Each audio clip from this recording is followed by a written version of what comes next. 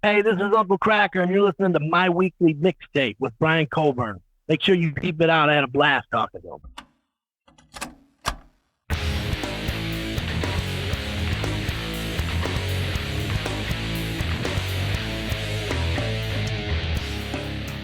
Welcome to My Weekly Mixtape, a podcast that takes the classic mixtape approach to building a modern playlist. I'm your host, Brian Colburn.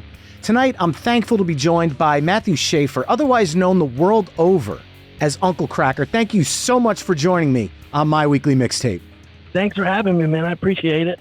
Well, considering your tenure as a DJ in Kid Rock's Twisted Brown Trucker, I'm extremely interested to hear how you answer my first-time guest question, which is, what does the word mixtape mean to you? Oh, man. Mixtape, what does it mean to me? Probably different than what it means to other people, I guess, maybe. Well, when I was a kid, mixtapes were everything. That was what I was listening to. It was a mix of everything. Like, it was what I put in my car. That's what a mixtape was for me, I guess. Well, as I mentioned, you started your career off as a DJ for Kid Rock's Twisted Brown Trucker. Can you talk about how that experience helped, for lack of a better word, prepare you for what you would eventually do as a solo artist? Well, yeah, I can talk on it. I just should have paid more attention to what was going on around me while I was DJing for Kid Rock. I guess I should have paid more attention to what he was doing so that I would have been better prepared for my solo record.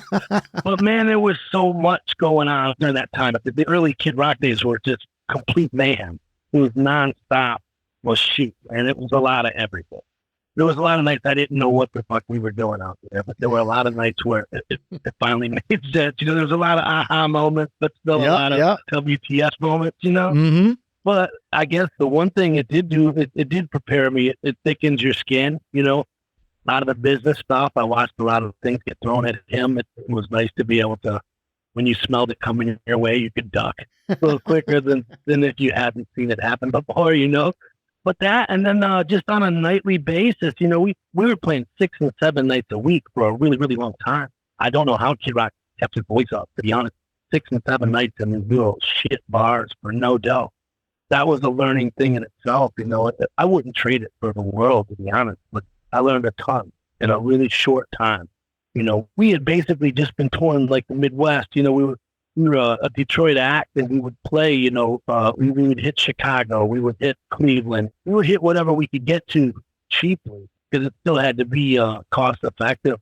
Nobody was trying to incur any expense at all back then. But, you know, while we would hit our pockets, our Midwest pockets, it wasn't until that Devil Without a Cause album dropped that we went on tour and didn't come home for 3 years. It was a big step into a really unknown territory. And we were all so young. I don't know about that. Any fucking business being out there. Now, you co-wrote a majority of the songs on Devil Without a Cause, including the hit Only God Knows Why, which I want to focus on for a second because that song came out in 1998, which was the same year as Cher's Believe. Now, obviously, we're talking two different genres here, but both of these songs were some of the first hit songs that I personally remember using auto-tune as a vocal tool in the studio. Now, fast forward to 2023, I get surprised when I hear a song that doesn't adopt auto-tune in it. Were you in the studio sessions for the recording of that song? And if so, can you shed some light as to how that effect got introduced into the song? Because that was breaking new ground at the time. Yeah, I mean, that auto-tune thing was very new at the time. In fact, Bumpy was in the studio. He was the only cat we knew how to use that auto-tune thing. Like, shoot, I remember absolutely loving that song. And I remember Bob wasn't really that comfortable with the song. It just wasn't his key. And he was like, we can't really mess with that one. And because it wasn't his key, it was just like he wasn't going to turn that song in either. The song wouldn't have been on the record. But I remember we were in a studio. We were mixing the album at the time. And I remember it was Stephen Jenkins from Third Eye Blind was in the other room. And he had mentioned something about the auto-tune thing. And then Blumping was like, yeah, man, let's just try this thing. I just remember, like, once Bob heard that you could make it sound like a vocoder, he was like, let's do that. Like, because it wasn't anything different than records we listened to, you know, just like, it was glorious. I just remember it was used and he just like slammed it even harder. And he was like, just do it. It'll sound like Zap. It was fun sounding at that point to him at that point. It wasn't about trying to make his voice in tune or in key or anything. He knew he wasn't in tune or in key. But once he figured out what you could do with that, he just slammed it. Like, let's make it sound cool. Like, that's kind of how that thing happened. So now I want to fast forward to July 24th, 1999, 1:15 in the afternoon. Kid Rock and Twisted Brown Trucker take to the stage at a still functioning Woodstock 99. And what I feel is one of the most memorable performances from that weekend, because that was a show for what I felt like was a defining moment for Kid Rock and Twisted Brown Trucker. 1:15 in the afternoon, the day was just getting started. And to me, between the opening with you hyping the crowd up and the pits are going insane and he's coming out wearing a full fur coat in 110-degree weather with no clouds and sunshine just battering down on the band. And then he had the water bottles being thrown up on stage. To me, this really helped propel the entire group into kind of the mainstream. And I would love to know what that experience was like for you and the rest of the band that day.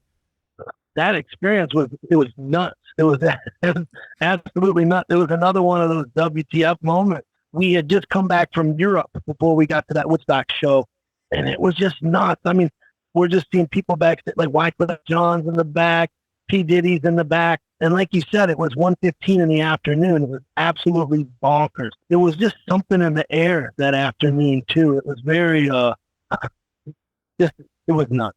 And the water bottle thing you're talking about, I don't know when he told everybody to do that. I just remember in my head thinking, do that, man. Like it just seemed so dangerous at the time. People were throwing shit all over the place. It was bananas, though. It was bananas. And you're right. There was something about that show that was just monstrous. It was huge. I don't think we've ever played one bigger or that felt that big. Yeah, just the video alone was just insanity to watch. It was. Now, coming out of that, you transitioned from DJing and writing songs on Devil Without a Cause to being front and center on your own original music on 2000's Double Wide, which included the hit singles Yeah, Yeah, Yeah, which was the first solo song of yours that I ever heard, followed up by the massive hit Follow Me. Can you talk about what that transition was like for you, going from being in the DJ role to being front and center? It was bizarre because I was so comfortable DJing. I was so comfortable in the back. I loved the back. There's no pressure in the back. You don't have to address anybody. You don't have to greet anybody. You don't have to talk. You don't have to do nothing back there. It's all on his shoulders, So that's why I was saying earlier, like I should have paid more attention. Just because the transition into a front man, it didn't happen like easily for me. I'm not a big talker. You probably guessed that in about 4 minutes now. Just not a big talker. So it wasn't an easy transition for me to go from the back to the front.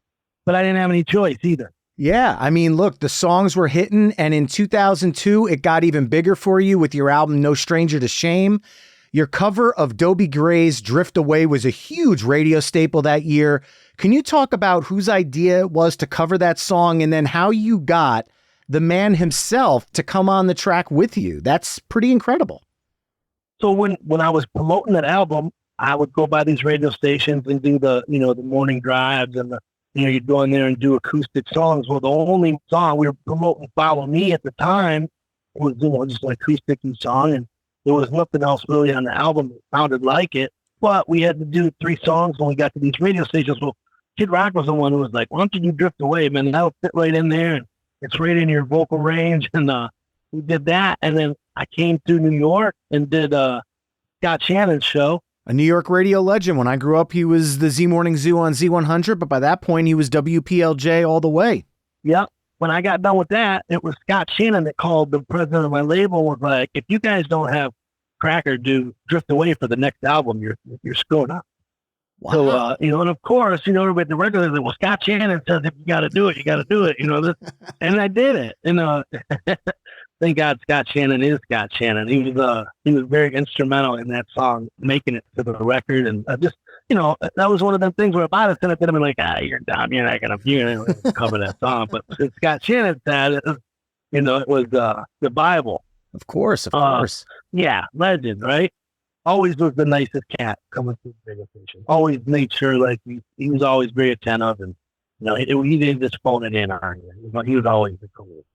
Well, coming out of that, I want to talk about my favorite track from No Stranger to Shame, and it's something that you wrote with Michael Bradford and Martintino Gross, a song called Memphis Soul Song. It's a song that I've personally covered in my acoustic shows throughout the years, and it's one that my wife and I truly bonded on when we first started dating.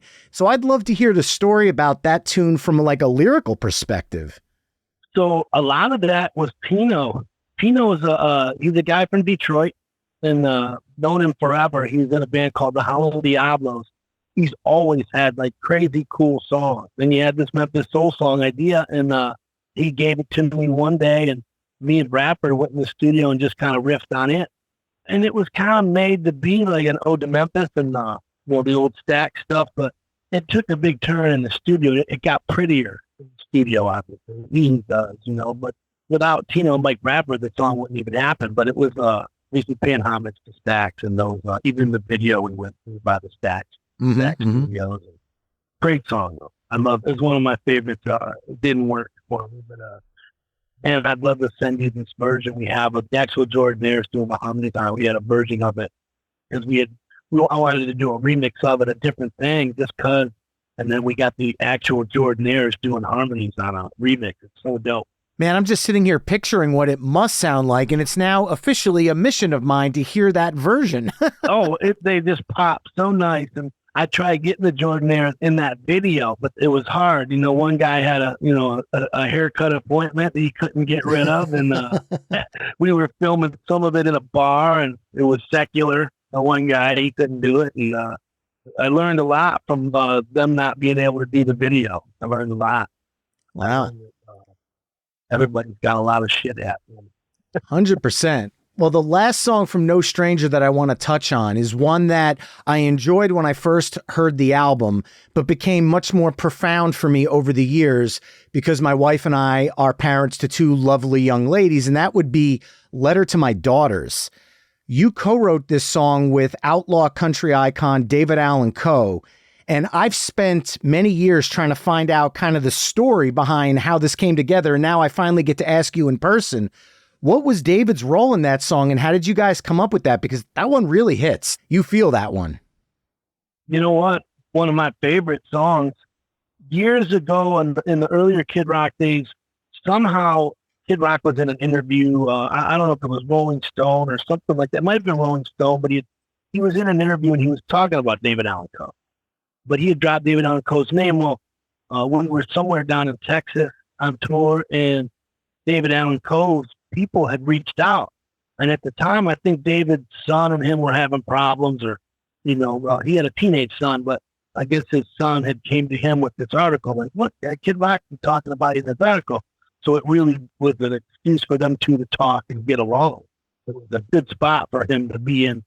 So he reached out to the Kid Rock thing, and then we met him down in Texas, and David and I really, really hit it off and became good buddies. And I just happened to be finishing my album when I met him. So I didn't have any room to do anything with, but we decided we would try and figure something out. And I'd love to have something. The guy is one of the greatest writers of my time, I guess. It'd be my time. I mean, his stuff was older and legendary, but of this time, let's say. I think he's just a great writer. Regardless of the songs, he's got some sweet ones. And he and I became good buddies. He kind of mentored me a little bit, when my first record came out.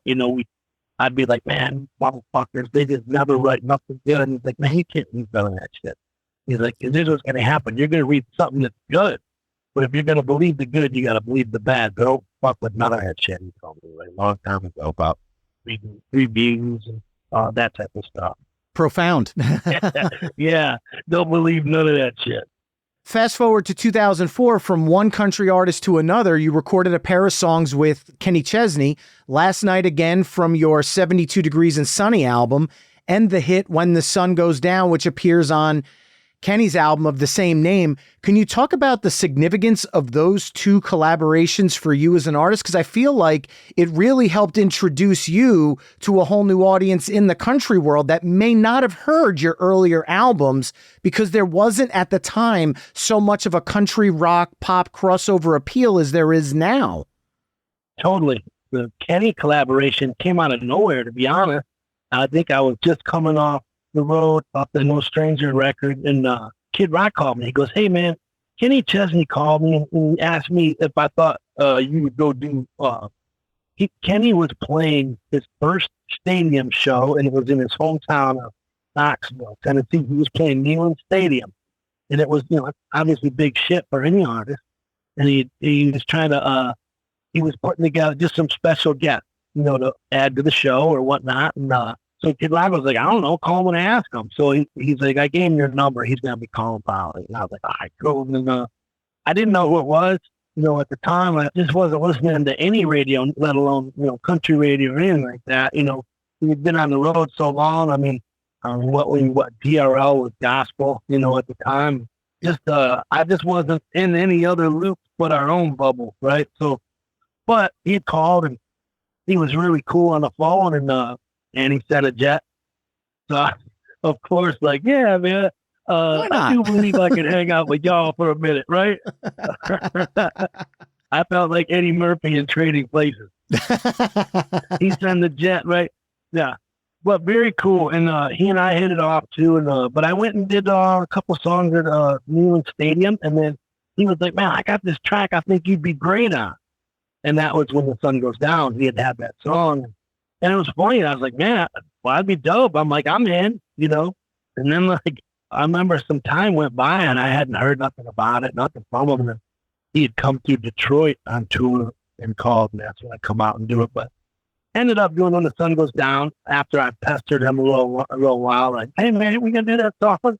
In my mind, I didn't have much time left before I was back on the road again. So I was like trying to knock out any piece I could, Back then, you could only do an album once every couple of years or so, not like you can do today. So if any chance to get in the studio and do something new, I was all over it because it didn't happen a lot. Right. Didn't happen a lot. You had to go through record labels, album cycles. So yeah, that was that. And then last night again, I was doing my third album and I was in Nashville cutting a couple of these tracks. And it was funny because I didn't have that song written. And then Kenny was like, "Hey, man, I'm going to come by the studio. Let's do a song or whatever." And I was like, "Oh, Chesney's coming by the studio. I don't even have a song like for him to cut on." But I know he's coming by. So me and Bradford wrote that song in like 20 minutes before he got there. Wow. Yeah, I love it. It's definitely not one that people hear or have heard. It's definitely not one I play at the shows or live or like that, but it's one of my favorites ever. It's a great tune. Thank you. The next album I want to focus on is 2009's Happy Hour, which was produced by Rob Cavallo.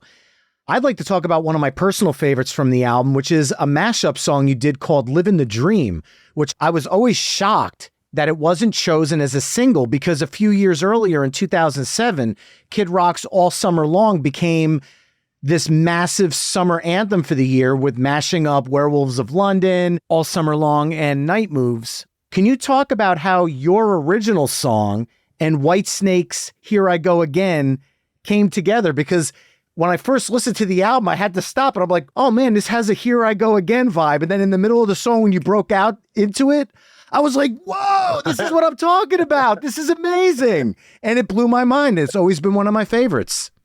Well, somebody sent me that mashup. I think it was through my manager, Josh Abraham. He had written it with a couple cats. And then it got to me, and I changed some things. Oh, I remember Caballo cutting it in the studio. He had a ball deal with it. It was just that was up his alley. And you know what? We did think that should have been a single. We wanted it to probably be the third single, but the only problem with that was is we needed the second single to work to get to the third single, right? Mm-hmm. And the second single didn't work. It was I had Kid Rock on the single. There's a song called Good to Be Me. That was the second single after Smile. Well, it was too twangy for adult contemporary stations, so they asked us to give them a mix without some of the twanginess. Well, we just went in there and we kind of did like let's get rid of some of the twangy guitars. Let's kind of dig in a little bit. Let's make it more sound like the Squeeze, something like that. Who I love, by the way, the Squeeze. I thought it was fresh, but then Kid Rock didn't like the remix of it, so he didn't want them to. But so then at radio, we're having them stop playing this remix, and then we just looked like the Two Stone Cops. So it just kind of fell apart on the second single, and then we didn't even talk about a third single. There was all kinds of drama. I was going to say, that's a shame because the first single, we obviously can't talk about Happy Hour without bringing up Smile, which was a crossover pop and country hit that you wrote alongside of J.T. Harding, Blair Daly, and Jeremy Bowes. Can you talk about the longevity of this track? Because, I mean, to this day, it's still used in pop culture, TV shows, commercials. I've been to weddings where I've seen mothers and sons dance to this song. It's just all encompassing, which is nearly impossible to do in 3 minutes, and you accomplished it. So that song, it was big at Adult Contemporary, and it took 10 months to run that thing off the charts at Adult Contemporary, and which is almost a year, obviously, but it's a long time. And then the program director at WYCD in Detroit, Tim, great guy. I had never met him prior to this, but he took it upon himself to take the adult contemporary version of the song and play it on his country station, which is the 8th largest country station in the country at the time. Well, it ran so good for him, I think it started researching, and he called the president of my label and was like, listen, I just played this, at my country station and it worked. This thing's a monster. You guys are dumb if you don't take this to country radio. And at the time, they had signed a thing with Zach Brown at the time, and there was this whole country team, Bigger Picture, out of Nashville that was working the Zach Brown radio. So there was an Atlantic record thing and a Bigger Picture thing. So they didn't have the resources like they did then. So they utilized it. Otherwise, everybody would have just been sitting around not doing anything. Zach, I think, was back in the studio at the time. But so, yeah, they took Smile to Rick Country Radio, and then we got lucky with that thing. Like you said, just twice, if there one at pop, one at country, kind of sweet. And that transitioned you into your first full-length country album, which was 2012's Midnight Special, released on Sugar Hill Records. You wrote the lion's share of the music along with Smile co-writer J.T. Harding, including songs like Nobody's Sad on a Saturday Night and I'll Be There. Those are two of my favorites from the album. Can you talk about what the transition was like for you to release a full-length country album versus the multi-genre mix that you had incorporated into all of your prior releases, even going as far back as to your time with Kid Rock? It was different, but I talked a little bit about the Smile thing, and then the Bigger Picture radio team taking it to country radio at Nashville. Well, this is a whole different ball game. And when Atlantic decided they were going to let me go in and cut the country album, all these pieces to this puzzle were in place. Well, by the time, I had finished this record, all those pieces had fallen apart. There was no more, Atlantic didn't have any, they didn't have the resources to take me to country radio again, with this country album I had just made. So I think everybody was kind of just sitting there like, now what do we do? And I was like, well, I know what we do. You guys let me go. I've been here 14 years. I don't even know anybody at the label anymore. They just let me go. Let me buy this record back. And then we took it to Sugar Hill and let them put it out. Nice guys over there. Everything's nice enough. It was different going from a major to an indie. It was not something I had done before, but there still wasn't any real pressure. I wasn't looking at it like I was trying to dip into the country game. I mean, we still pulled everybody on Muscle Shoals to cut that record. I wasn't on, Nashville. It was one of my best sounding albums for sure. My favorite record to date, as a whole. I loved it. I couldn't be more proud of that record still, but it was cool. It was a time in my life though when I had spent, like I said, 14 years at Atlantic Lava Records, and I was out of that deal and I was into this Sugar Hill thing, this really, it was a great time for me. I was going through divorce at the time too. It was great. I'd say that like that, but it was a whole different time. It was all kinds of different, very liberating on all kinds of fronts. I was released from a marriage, released from a record label, released it was a good time. I wish the album would have did better.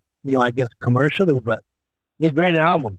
I completely agree. There's a lot of fantastic songs on it. And obviously, a lot has changed in the music industry since Midnight Special dropped in 2012, especially in terms of how fans consume music. Since then, you've released a number of singles over the years, but there hasn't been a full-length album. However, in 2023, so far you've released 3 new singles, Reason to Drink, Sweet 16, and most recently, Crusin Altitude. Has the tactical shift in the music industry changed your approach to releasing new music? I guess, yes. Just being able to release whatever, whenever.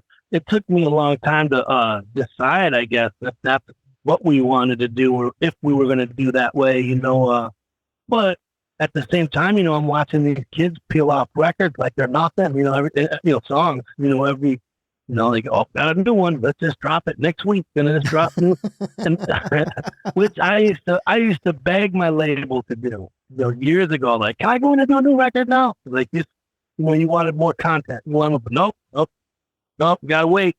Album cycle's gonna take 2 years. We need to plan 7 months in advance for this and that, and we got to find a release date. And I don't know if we got one yet for next year. And just everything was different. But just to be able to drop one every 40 days, just feels like a release. While you release, I guess. Well, I have to put my news reporter cap on for just one question. Since you have released 3 singles in 2023 thus far, are those songs maybe part of an, larger forthcoming full-length album that you maybe could shed some light on? Or are you going to continue to do the singles route moving forward? We're going to do a full album, 2024. I want to say it's going to be like April, maybe April or something like that. I forget what we talk about date-wise. But there's a full album we're going to drop then. I just kind of finished because I just released it, so I want to make sure there's a few more behind it, but that'll be fun. Well, out of all the songs we've discussed today, I'm embedding a playlist over at myweeklymixtape.com so that way listeners can check out all the songs we've been talking about. But in the true spirit of mixtape collaborations, I'd love for you to close out this playlist with 3 songs that you feel truly encapsulate Uncle Kracker as an artist. They don't have to be the hits. You can go as deep into your catalog as you like, but 3 songs to kind of close out our discussion today that you feel are important to your musical legacy. Better Days, I would say. The first song off Double Wide. Who We Are off of Midnight Special. Hope it's the last track up there. And, Further Down the Road off 72 and Funny. Nice. Well, Matt, this has been an absolute pleasure talking music with you. Thank you so much for joining me on My Weekly Mixtape. Oh, man, thanks for having me. I appreciate it. Anytime I can sit around and talk about myself, I do appreciate it, man. Thank you so much. I had a ball talking to you. And remember, mixtapers, you can head to myweeklymixtape.com to hear all the songs we've discussed in this mix through the playlist embedded on the episode page, as well as to check out the full catalog of My Weekly Mixtape episodes. And if you like what you're hearing on the show, you can help me out by either telling a friend, leaving the show a 5-star review wherever you're tuning in, or becoming a Patreon mixtaper at patreon.com/My Weekly Mixtape. That's all for this week. Thanks again for listening, and until next time, enjoy the tunes.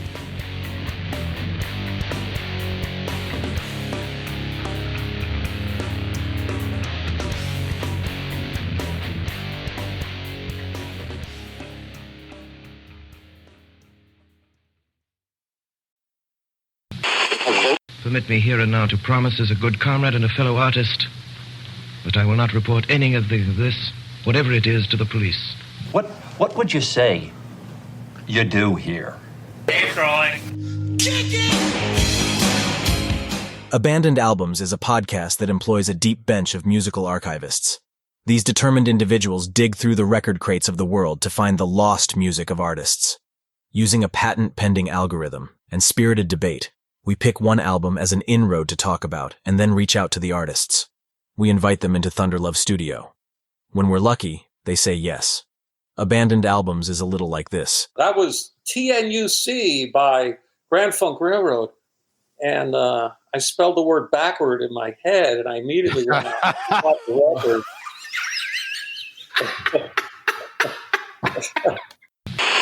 They're like, do you know who we are? And we were like, I mean, kind of. Well, you're in blue. Of course we know you. Yeah, you're blue. Yeah, you're blue, you're mad. Abandoned Albums isn't about the show, and it's not about the host or hosts. It's about the artist's work and making sure it remains, or in some cases, lands on, the cultural radar. It's why Abandoned Albums is the only music podcast that matters. Wow, that was really, really enjoyable. Thanks, fellas. Thank you, guys. I really appreciate it. Thank you both. All right, cool. Abandoned Albums is a proud member of the Pantheon Podcast Network.